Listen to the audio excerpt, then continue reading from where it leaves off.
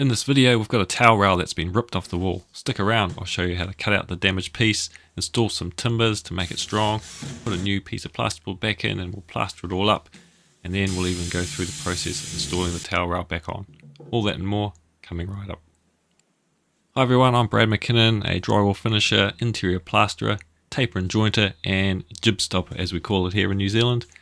And today we're doing a repair in a bathroom where a towel rail has been pulled off the wall. Pretty standard for most houses, where the towel rail is screwed in through some wall plugs or plasterboard plugs, and they're drilled in through the plasterboard and not into timber, which is why a bit of pressure, a bit of weight on the towel rail, and it just gets ripped out of the wall. The plugs kind of do their job for a little while, but they just can't take any weight.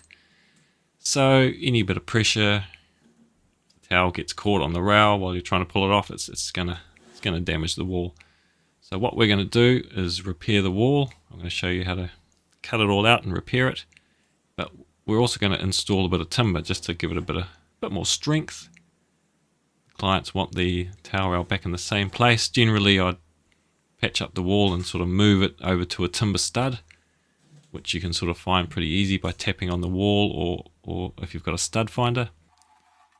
So that's an option, just moving it to where there's a timber stud.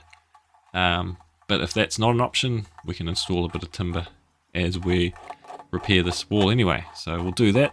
First of all, I've marked out with the level, we just want to mark out where the plasterboard is not broken. So we want to work to some new unbroken plasterboard, just using a level just to keep things nice and straight and square, and we'll cut that out with a standing knife. By all means, if you want to use your multi-tool you can. It's just going to cause a bit of dust and it's noisy. So standing knife is quite easy, and as you can see there's absolutely no timbers in there at all. Now I'm a professional tradesman, so what I'm going to do is I'm going to do this repair in about an hour. I'm going to get in and out of there in one visit, and I'm going to use a special plaster in doing that. Now what I like to do is just scrape off the paint just to get a better adhesion. I'm using the old school plaster of Paris, where I can mix up one mix and finish the patch in one go.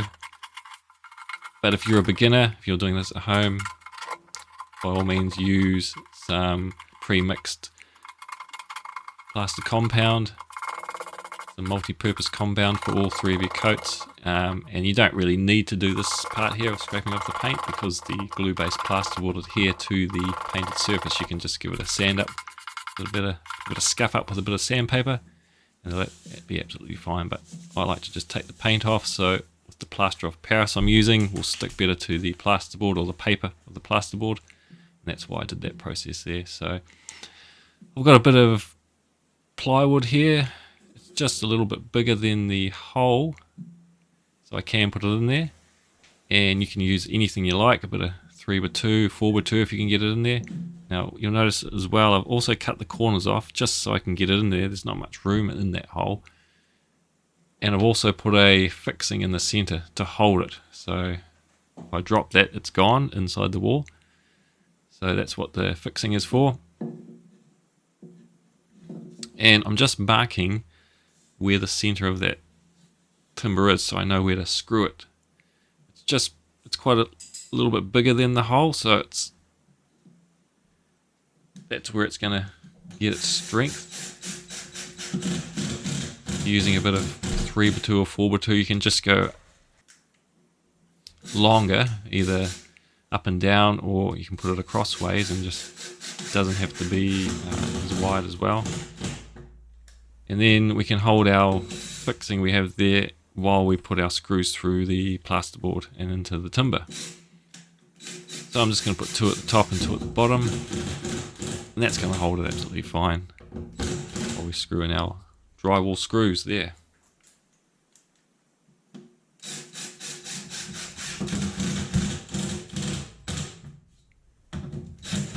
So just a couple of fixings, top and the bottom. And of course that's what's going to take the towel rail. Once I screw it back on, the fixings will go into the timber rather than putting plugs back in and probably just having the same issue down the line. So now we're just going to cut up a bit of plasterboard. Got quite a big piece here. That's all I had in the truck, so we're just going to hold it up. You by all means use a tape measure, but I like to just hold it up, mark it and cut it, and you can get pretty much the right size you want. And I'm just going to just trim off the edges there on the side that's going against the timber, just so we don't, when you cut out the original piece there's some dangly bits hanging down, so that will just stop any dangly bits getting stuck, so that new piece will go nice and flush back with the existing wall. So a good little tip, that one there. So we want our new piece sitting flush or even just below what we've got. We don't want it sticking out.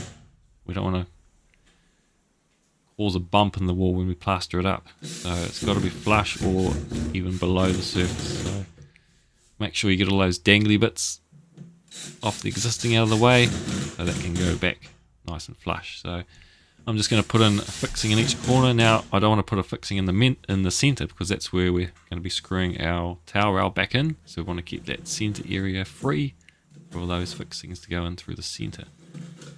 And before I start plastering, I'm just going to trim off any edges, make a little V groove, because I want to get a bit of plaster into those grooves there, just to give it a bit more strength as well. So give it a little sand up, a little scuff up.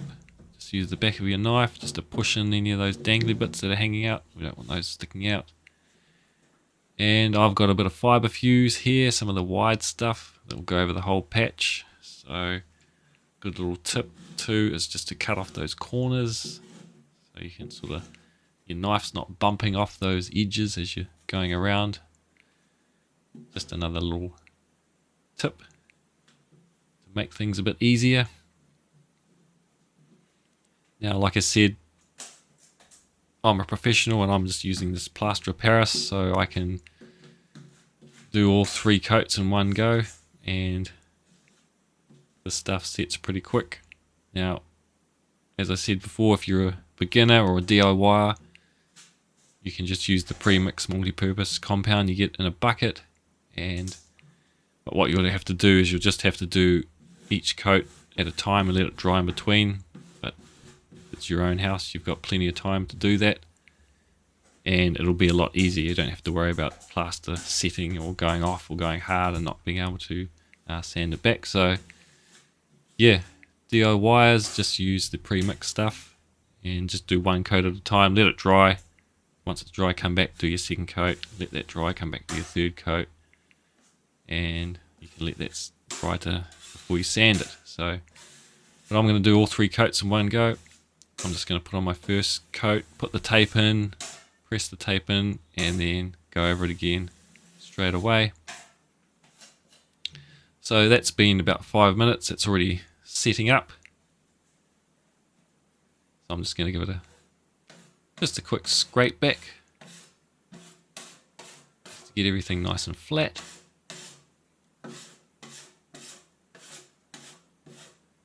This product I'm using is called Cornerspond. It's an adhesive plaster. It's like the old plaster of Paris, and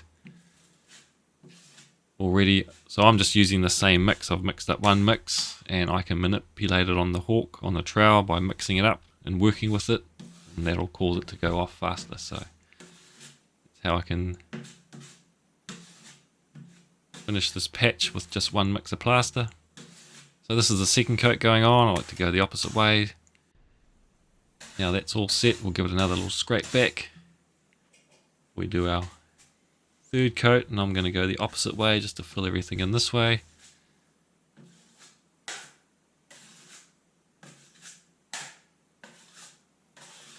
Making sure everything's nice and flat, and we're just also blending in those edges. We don't want any edges. Keep those all nice and blended in. So that's our 3rd coat. We're going to just do our final polish. So this is something I do with this plaster I'm using. You can polish with a bit of water. So there's actually no sanding involved for me using this method. But if you're a DIY using the multi-purpose air drying compound, you'll be sanding it at the end. So that's the final coat, final polish with the cornice bond or plaster of Paris. So that's all nice and done. We'll just give it another 5 minutes for that to set hard, which it has done now. You can see it's changing colour. Now I just like to just get my little sanding block just to clean up the edges. More so cleaning off around the painted edge there, just to get it all nice and neat.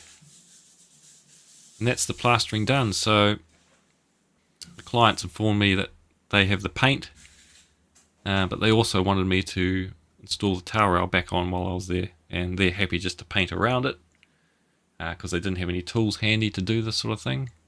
So I said that's not a problem. So what you want to do is you've got your bracket that you screw on the wall.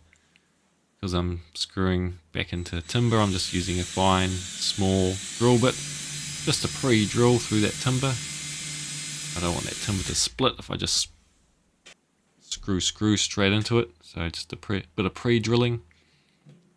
And I'm going to put my first fixing in just to hold it in place.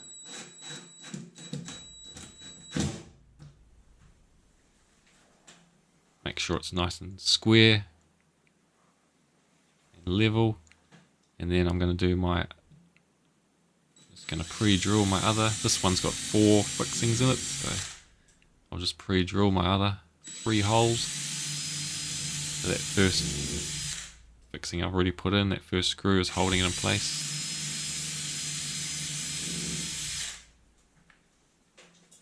And that's why I wanted to pre-drill through that timber, because there's 4 screws going into it very close together, so we didn't want any of that plywood splitting, and then there'd be no strength at all. So we got 4 timber screws going straight through the plasterboard and into the timber. And that's nice and strong. So that's the bracket on. Then we can pop on our towel rail straight back on. And generally they all have a Allen key fitting with a little screw underneath, which we can just screw that on. And this one here also has a little cap on the front, so we'll just put that on, and then that's done. That's how we repair a wall that's had a towel rail being ripped off. So hope you enjoyed that one. That's how I did it. There's multiple ways you can do it. Could have painted it first, obviously, before I put the towel rail back on, but I was out of there to my next job. The client was happy to do it themselves. So thanks for watching, everyone. See you on the next one.